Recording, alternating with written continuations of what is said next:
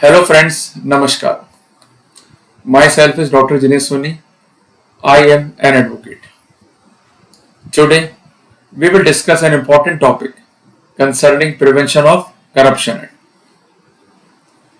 One of the queries that you may note down in your notebook as well. A person says, I am not a public servant, but connected with the public servant because of his clerk or a servant. And ultimately, on one of the fine day, the concerned superior directed me to approach to a certain place to collect money. I had approached, finally received the money, and when I received the money, few persons had come towards me. They caught me and finally told me that you are caught red-handed while accepting the bribe amount. I submitted, even averted, in submissive way that I am having no knowledge about the said transaction. But despite of that, I was charge sheeted along with the public servant. What to do? Whether I could claim quashing or could claim discharge in such false proceedings? Is there any way under law to provide protections to me? To answer that query, we have to understand the subject and have to note down the concepts step by step. In the whole discuss, I will emphasize on section 7 of PC Act along with section 14 of Bharatiya Nyaya Sanhita. At the top of your notebook, please write down the problem which I averted you earlier. Now we are coming on the solution part. As we know that in such a scenario, there will be two persons. One is the public servant, means your boss, while other will be you. In that scenario, the concerned charge sheet might be under section 7, 7A, with 12, or sometime sections of amendment might be implicated, or sometimes sections of conspiracy might be implicated. But in that scenario, there is no need to worry. Even though you are charge sheeted, multiple sections had been imposed. But the key point is that we have to understand the basic concept and mythology that is incorporated in section 14 of BNS. Before proceeding further, I want to clarify that to apply section 7 of Prevention of Corruption Act, demand is sine qua non. Even though there is a recovery or an acceptance, despite of that, section 7 of PC Act cannot be applied. The key point is that you are not a public servant. Due to that reason as well, section 7 of PC Act cannot be applied. For the application of section 7 of PC Act, it is sine qua non that you are a public servant. Being a public servant, you acted illegally or dishonestly with intention to abuse your official position to provide certain benefits in lieu of undue advantage. If such scenarios are absent, section 7 of PC Act could not be applied. And apart from that, beautiful clarification had been given by Honorable Supreme Court of the said scenario. Honorable Supreme Court, in one of the most important judgment titled as Neeraj Datta versus State of NCT, specified that to prosecute a public servant under section 7 of PC Act, it is required to be on record that the concerned public servant voluntarily accepted the offer of the concerned complainant regarding the undue advantage. If the said scenario is not on the record, the public servant cannot be prosecuted. And apart from that, mere recovery, mere acceptance is not sufficient. Demand is sine qua non. Demand must be on record. So, we could say if demand is there, he could be prosecuted. If demand, acceptance, recovery is there, he could be prosecuted. But if there is only acceptance and recovery, no demand, then he could not be prosecuted. So, the said protocol will be applicable to our case.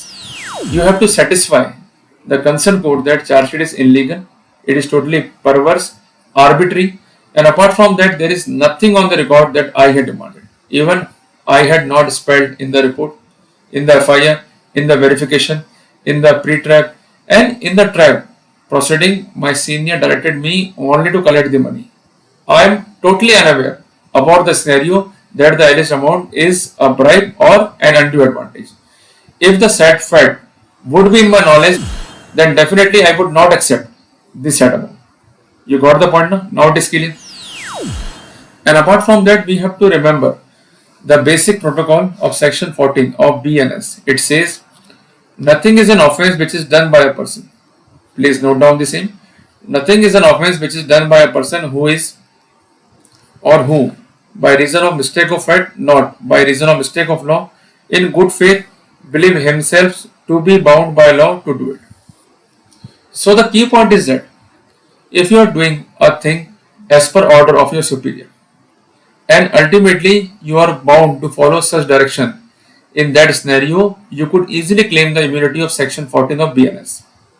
And apart from that, in case of any suspicion or doubt, the criteria is you must be under belief that whatever you are doing is by the virtue of mistake of fact, not by the virtue of mistake of law, in good faith that you are bound to follow it. Okay now? And the direction is the ultimate outcome of legal protocols.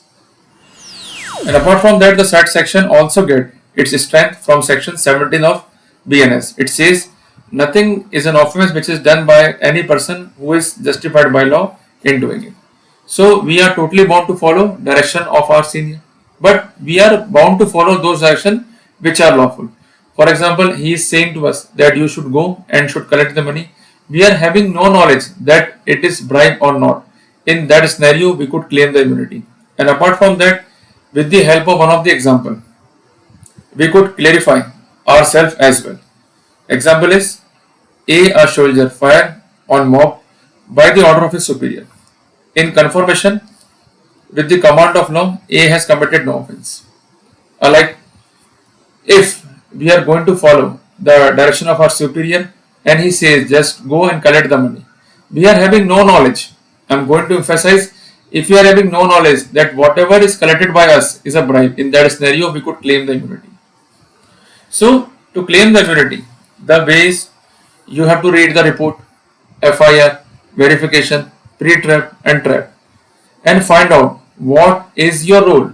If your role is too much simple, means concerned person had approached the spot as per direction of superior and collected the money, and apart from that there is nothing on the record concerning the same, in that scenario the facts are going to support you and you could claim the immunity as per section 14 of BNS. Remember that in PC8 there is no exception or immunities. That's why we have to rely on general protocols.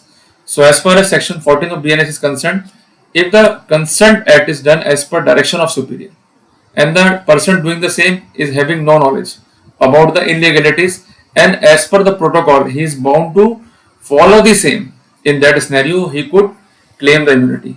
Like the example, a soldier who fires on a mob by the order of superior, even though he has committed the murder, but as per the legal position he simply followed the direction, and directions are in conformation with the command of law, with intention to maintain the peace, with intention to maintain the scenarios by the virtue of which crime could be prevented. In that scenario he has committed no crime.